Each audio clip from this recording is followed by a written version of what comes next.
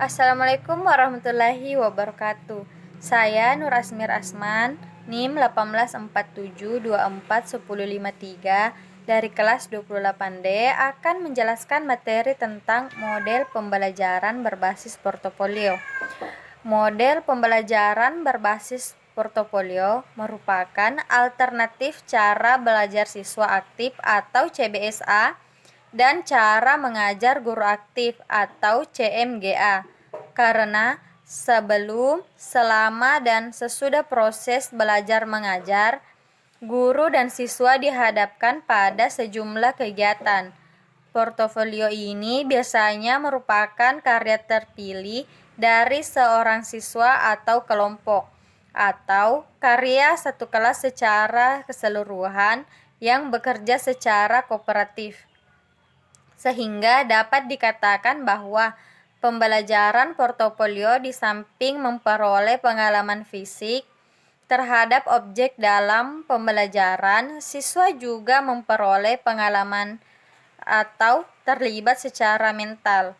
Pengalaman fisik berarti melibatkan siswa atau mempertemukan siswa dengan objek pembelajaran.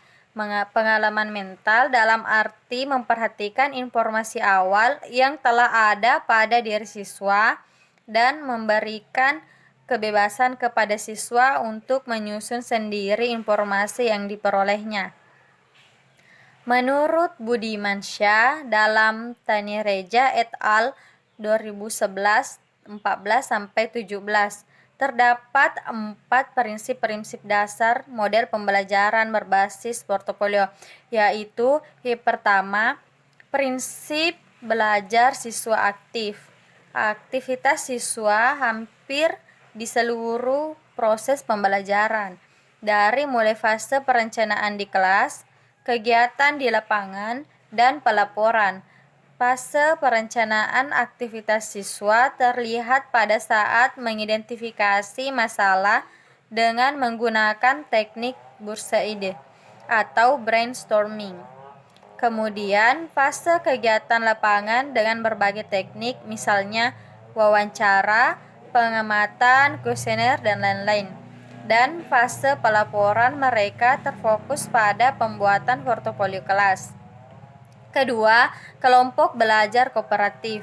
Prinsip ini merupakan proses pembelajaran yang berbasis kerjasama antar siswa dan antar komponen lain di sekolah, bisa dengan lembaga terkait. Misalnya pada saat siswa hendak mengumpulkan data dan informasi, pembagian kelompok belajar kooperatif dilaksanakan secara acak atau heterogen. Ketiga, pembelajaran partisipatorik. Model pembelajaran portofolio melatih siswa belajar melakoni atau learning by doing. Salah satu bentuk dari kelakonan itu adalah siswa belajar hidup berdemokrasi. Sebagai contoh, pada saat memilih masalah untuk kajian kelas, memiliki makna bahwa siswa dapat menghargai dan menerima pendapat yang berbeda dari siswa lainnya. Keempat, reactive teaching. Guru perlu menciptakan strategi yang tepat agar siswa mempunyai motivasi belajar yang tinggi, dengan meyakinkan siswa akan kegunaan materi bagi kehidupan nyata.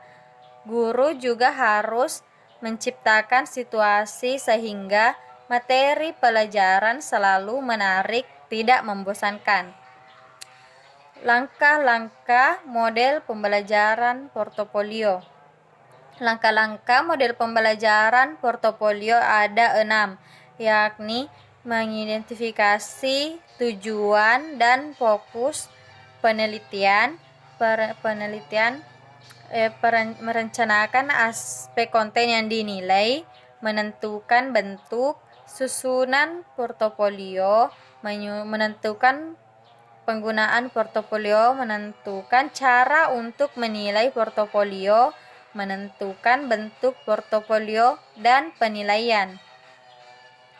Selanjutnya, kelebihan model pembelajaran portofolio dapat menutupi kekurangan proses pembelajaran IPS selama ini, yakni dalam mengembangkan keterampilan atau kecakapan sebagai warga negara, mendorong adanya kolaborasi atau komunikasi dan hubungan antar siswa dan guru, meningkatkan dan mengembangkan wawasan siswa mengenai isu atau masalah-masalah kemasyarakatan atau lingkungannya, dapat memotivasi adanya rasa peduli atau peka terhadap lingkungan masyarakat dari yang paling dekat hingga ke masalah nasional bahkan masalah internasional.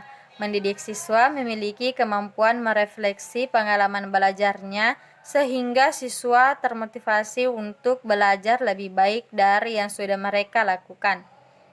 Pengalaman belajar yang tersimpan dalam memorinya akan tahan lama karena telah melakukan serangkaian proses belajar dari mengetahui, memahami diri sendiri, melakukan aktivitas dan belajar bekerja sama dengan rekan-rekannya dalam kebersamaan hidup masyarakat.